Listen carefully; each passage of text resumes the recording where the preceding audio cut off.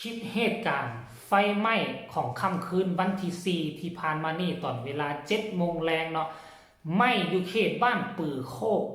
เนาะเขตจุดสุ่มกุม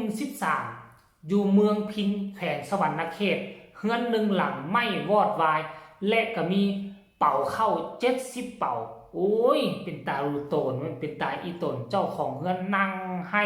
ประชาชนอ้อมข้างกระซวยอย่างบ่ได้พากันแลนมาเป็น10เป็น20คนแต่ว่าซวยอย่างบ่ได้เรือแต่ต่อเสา6-7เสา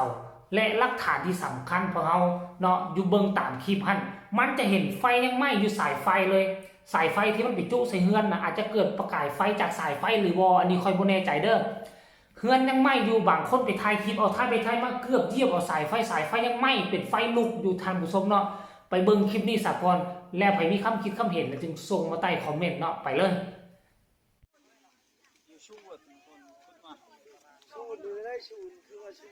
เฮ็ดนี่เฮียมาแต่ทางใดนี่มาแต่เมืองบ่บ่มาดึงซอยเข่าอยู่หันเออ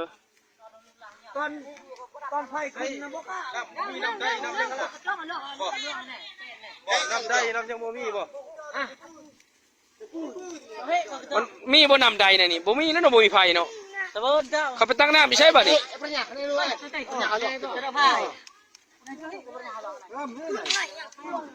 แล้วมาจ้องมาจะดูสิกาวตะกี้น้ำมันเลยโอเคแก้วก็มาพอแล้วเนาะปูมีแต่ฮดตัวลังตัวนั้นพุ่น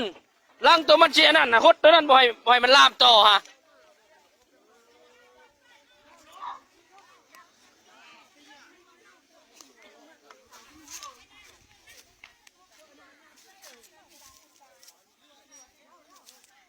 วัดเลยมันมีน้ำมันอยู่พื้นน้ำมันกระชวนอยู่ตารางฮะมันละลามใส่กระชวนนะ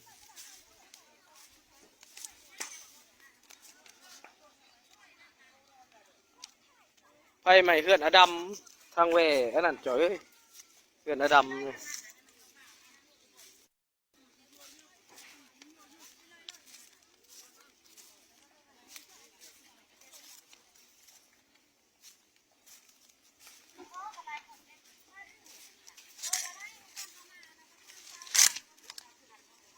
มันมืดแล้ว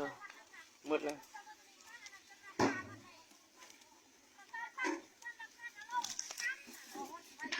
มีแต่ฮดลังนะฮันคันใดหน้ามันย่ามันลาบมันใช่น้ำฮะกระตุกเลยเหรอคู่อีใช่เลย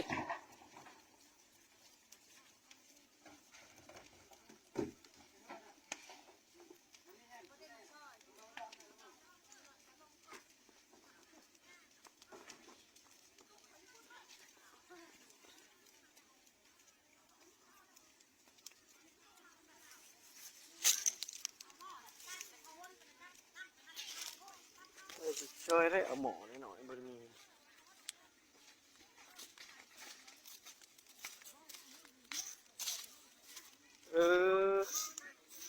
ข่อยผัดมานั่นนี่โว้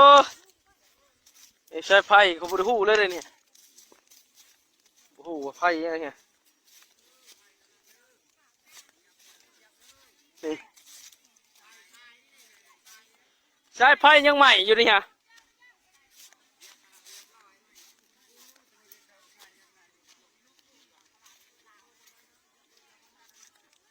มันใหม่ใช้ไฟได้เนี่ยหมดได้เนี่ยฮะ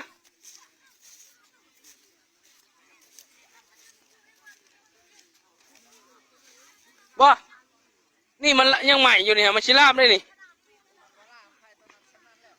บ่โอ้ย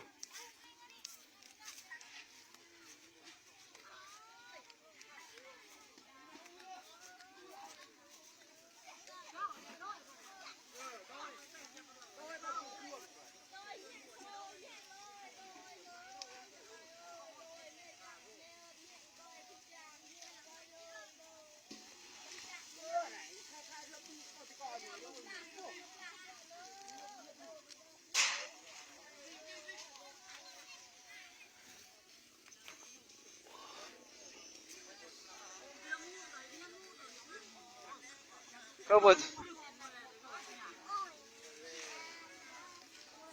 คู่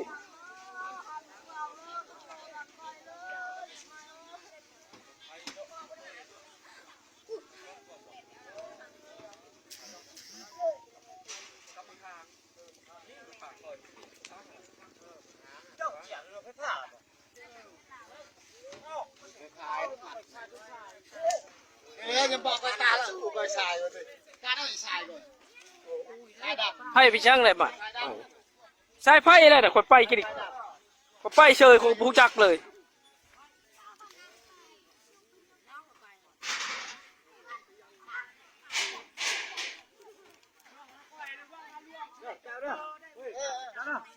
เจ้าดิเอ้ย โอเคโอเคอยู่ดีไปเอง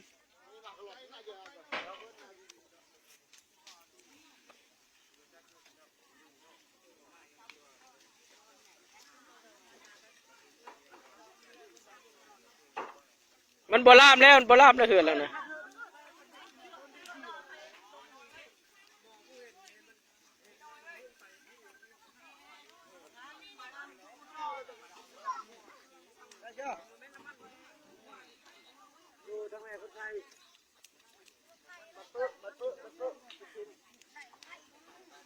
เตือนดำ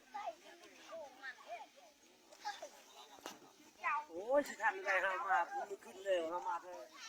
ะมาแต่เรา จุดชุมจุดชุมอ๋อทางกับพลชัยนี่นะทางแหวกพลชัยนี่ ยังเป็นตัวนั้นตัวนี้ไม่มาแล้วตัวบอลเราอยู่นี่เขายังอยู่หันเลยจักเด็กอยู่หันเลยไม่มาแล้ว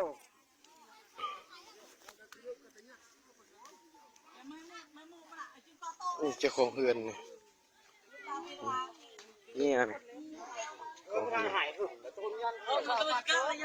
นี่ตัวแล้วมีโอกาสหนุกลองมาตลาดมือมูรังโต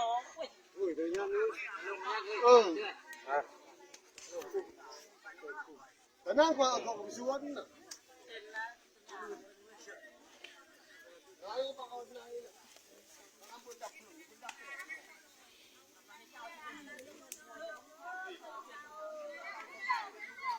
มันมืดได้มันโบราณได้คืออะไร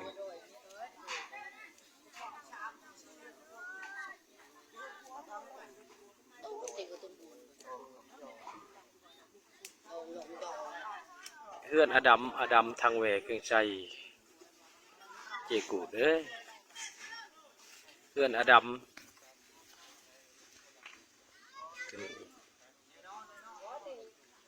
มันมืดแล้วมันหน่อยไปเลย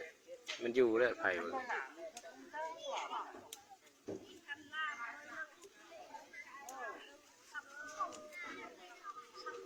เอานกหลอกเอาดำเลย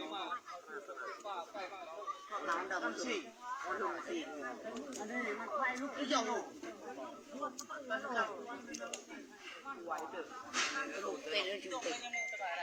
แซ่ไฟมัดบ่หรือว่า